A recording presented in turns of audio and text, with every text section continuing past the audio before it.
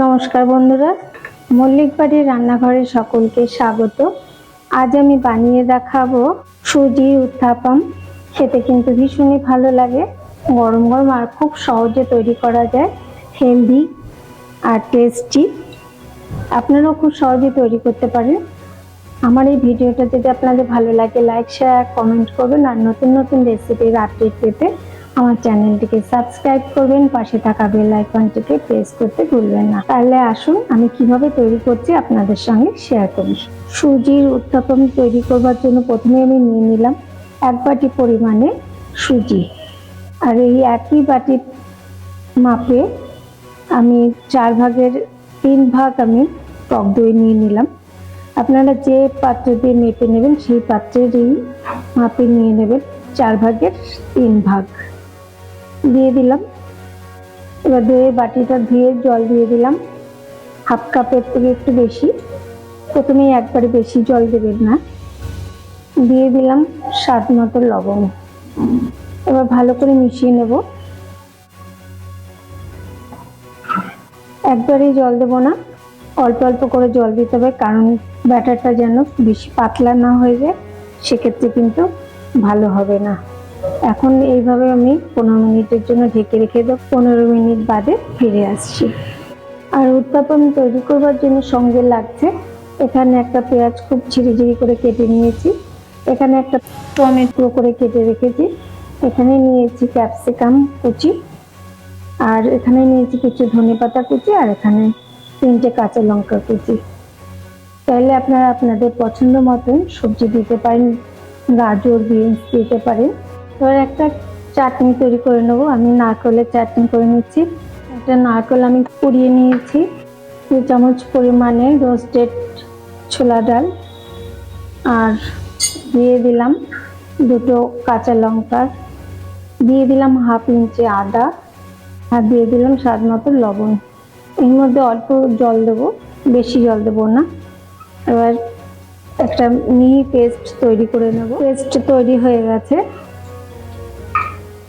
চাটনিটা এরকম ঘনত্বে থাকবে, খুব বেশি পাতলা করলে কিন্তু খেতে ভালো লাগবে না। এবার আমি একটা পাত্রের মধ্যে ঢেলে নিলাম। এবার একটা তড়কা করে নেব। উনুনে একটা তড়কা প্যান বসিয়ে দিলাম, তাতে দিয়ে দিলাম কিছুটা সয়াবিন। গরম হয়ে গেলে দিয়ে দিলাম গোটা জিরে, দিয়ে দিলাম কালো সর্ষে 1 চামচ, দিয়ে দিলাম 2টো শুকনো লঙ্কা,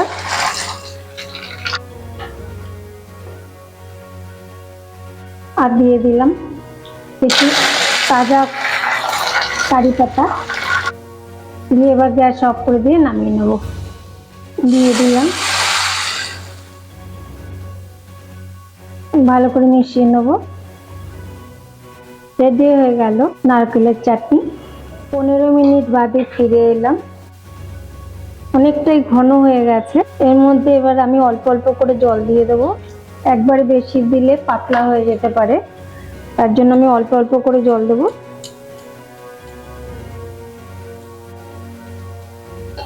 এবার এর মধ্যে আমি দিয়ে দেবো হাফ চামচ পরিমাণে বেকিং সোডা। যদি বেকিং সোডা না থাকে তাহলে বেকিং পাউডারও দিতে পারেন। এর পরিবর্তে কিন্তু আপনারা ইনো ব্যবহার করতে পারেন। এবার আবারও একটু ভালো করে ফেটিয়ে নেব। যত ভালো করে ফেটানো যাবে তত কিন্তু ফুলবে ভালো। এখানে কিন্তু ব্যাটারটা খুব সফট হয়েছে, দই দিলে কিন্তু ব্যাটার খুব সফট হয়। আর ঘনত্বটা কিন্তু এরকমই রাখতে হবে। এর থেকে বেশি ঘন করলে কিন্তু উত্তাপমগুলো শক্ত হয়ে যাবে, আর বেশি পাতলা করলেও কিন্তু সেট হতে অসুবিধা হবে। এই ঘনত্বটাই ঠিক আছে। এবার ভাজার পালা। উনুনে একটা প্যান বসিয়ে দিয়েছি, তাতে অল্প পরিমাণে একটু তেল দিয়ে দিলাম, সয়াবিন তেল।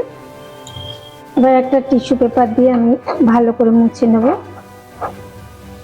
এবার আঁচটা লোতে রেখে আমি 1 চামচ পরিমাণে দিয়ে দিলাম। আটার দিয়ে একটু এরকম ভাবে একটু ছড়িয়ে দিলাম। এবার এর মধ্যে আমি দিয়ে দেব টমেটো কুচি,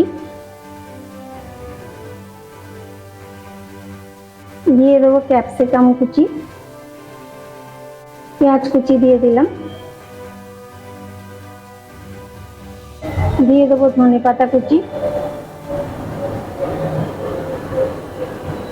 আর দিয়ে দেবো একটু লঙ্কা কুচি, দিয়ে দেবো অল্প চাট মশলা,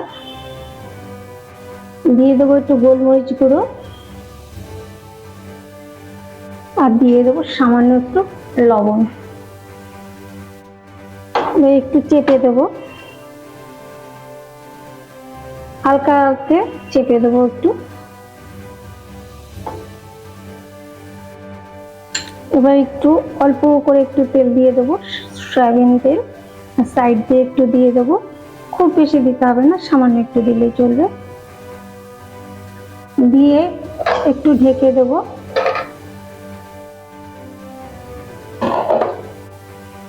এবার একটু উল্টে দেবো, সাইড গুলো ছাড়তে শুরু করেছে, এবার একটু উল্টে দেবো।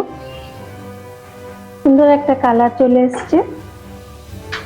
1 মিনিট বাদে এবার আমি আবার একটু উল্টে দেবো। দেখুন কত সুন্দরভাবে হয়ে গেছে। এবার আমি নামিয়ে নেব। আর একটা করে দেখাই, একইভাবে করব।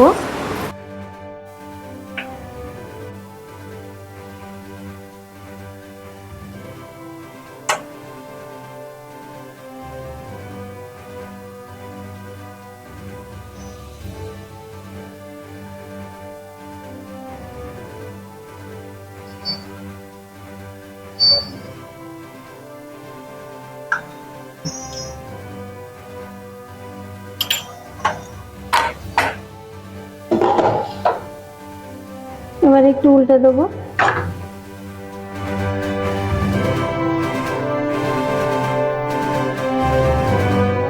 খেতে খুব পছন্দ করে, চাইলে আপনারা এইভাবে গ্রেট করে উপরে দিতে পারেন।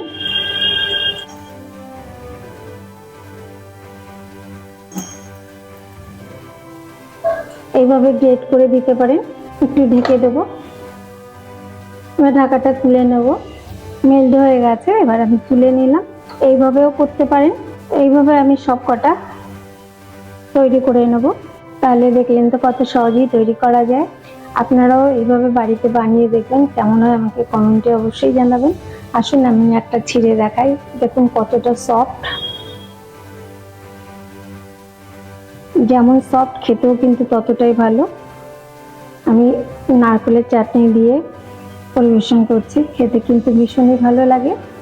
আবার আসবো অন্য কোনো রেসিপি নিয়ে। আপনারা ভালো থাকুন, সুস্থ থাকুন।